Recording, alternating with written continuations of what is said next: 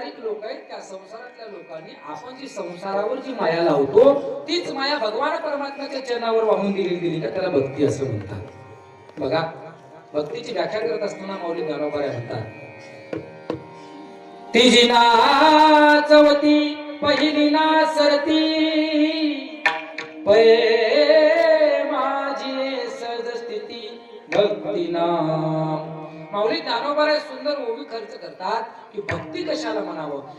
तिजी नाचवती पहिली ना सरती पय माझी सहज स्थिती भक्ती नाम. भक्ती करत असताना देवासमोर डिमांड करून भक्ती केली तर ती भक्ती असं ओळखली जात नाही. बघा, लक्ष द्या, आपण जर भगवान परमात्म्याची सेवा करायची असेल तर त्या भगवान परमात्म्याला दर्शन घेत असताना आपण त्याला काहीतरी मागतो. महाराज, देवा मला सुखास ठेव. 10-5 वर्ष लग्नाला झाले असतील तर लेकरू जर नसेल, त्या पोराची माय मंदिरात जाते, मारुतीला म्हणा, ज्या काही कोणत्या देवताला म्हणा जाते, दर्शन घेते, त्या दैवताला नवस करते, बाबा एक उपकार कर रे, माझ्या लेकराची कुश पवित्र होऊ दे, अख्ख्या गावाला नगर भोजन घाले. बरोबर आहे ना? माना हलवचा बरोबर आहे ना? लग्न होत नसेल एखाद्या मुलाचं, देवाला नवस बरोबर बघतात, माझ्या एकदा लेकराच्या मारात 4 अक्षर अंगावर पडू दे देवा, मग तुला नवस करेन. जर तुझ्या पोराचं लग्न नाही झालं तर नाही का नवस घालणं?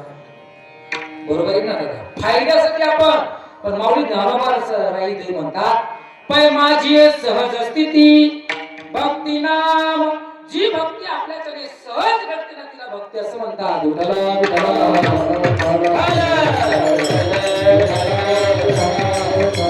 त्या भक्तीच्या बदल्यामध्ये काही मोहबदला मनामध्ये नाही ठेवला, निष्काम भक्ती केली का तिला भक्ती असं म्हणतात.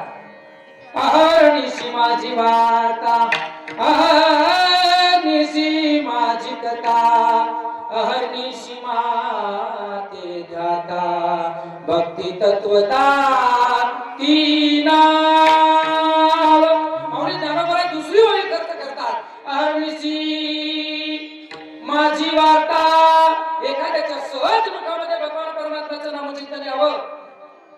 एखाद्या माणसाचं, समजा महाराज आहे, कीर्तनामध्ये देवाचं नाव घेतो, पण अचानक महाराजाकडे बघावं तर त्या महाराजाच्या हातामध्ये माळ दिसायला पाहिजे. महाराज कुणीतरी माझ्याकडे बघतंय म्हणून भक्ती केली, याला भक्ती म्हणत नाही. कुणीतरी माझ्याकडे बघतंय, मला महाराज म्हणतात, माझ्यावर जिम्मेदारी आहे. लोकांमध्ये गेलं का, सोंग केलं का, मला दंभ असं म्हणतात. दंबे करू भक्ती सोंग अंतरी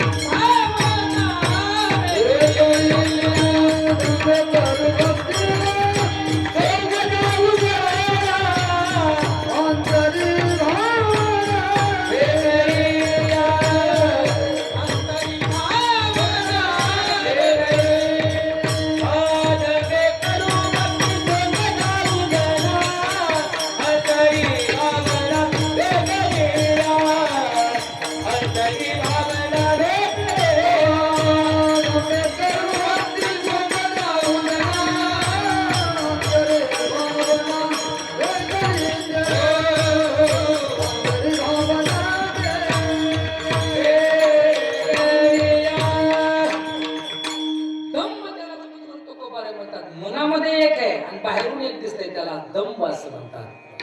लक्षात येते तुमच्या कळते ना? मला महाराज एवढं असं लक्ष द्या. बघा, भक्ती कशाला म्हणतात? आपल्याच्याने सहज भक्ती व्हावी, त्याला भक्ती असं म्हणावं. कोण आहे त्या मला महाराजांकडे बघावं. बघा तुम्ही,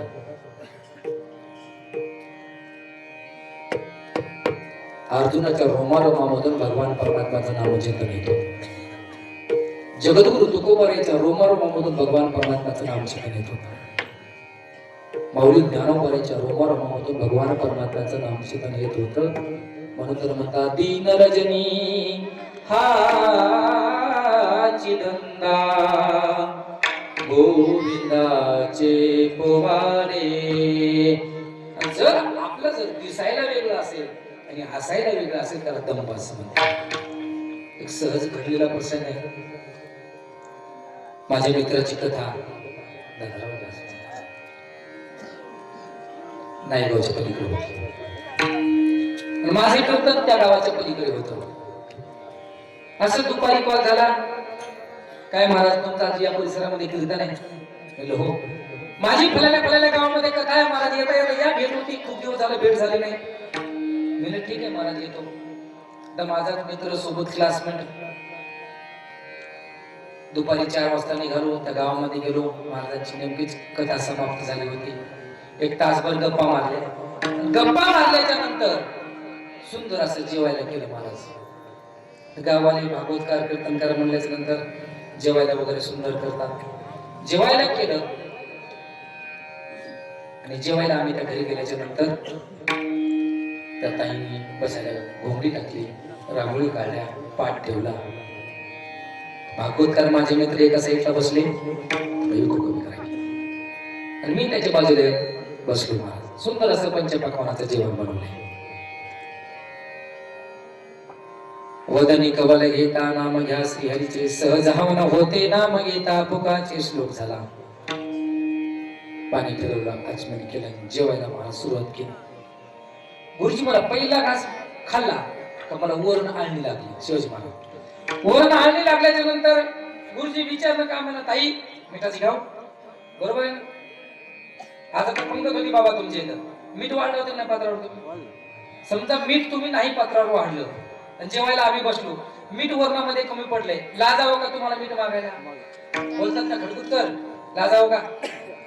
तुम्ही माझ्या घरी आले किंवा मी तुमच्या घरी आलो, जेवायला तुम्ही मस्त बनवलंय, अचानक मीठ कमी पडते किंवा विसरते एखादी वेळेस, लाजावं का मिठाचं घ्या म्हणायला? मी म्हणलं ताई वरणात थोडं मीठ कमी हो, मिठाचं घ्या. त्या पोठ्यानं माझ्या मित्रांना माझ्या मांडीला चिमटा घेतला. गुरुजी एवढं सुंदर म्हणलं त्या ताईने जेवायला बनवून, तू मीठ मागतो? अरे म्हणलं बाबा मला आळणी लागते म्हणून मीठ मागतो. हो तुकाराम महाराजांना मीठ मागितलं होतं का? तुकाराम महाराजाला ती अवस्था प्राप्त झाली होती, गंगाधर महाराजाला अजून अवस्था प्राप्त झाली नाही. आळणी लागत असून आळणी खाणं याला दम म्हणावा.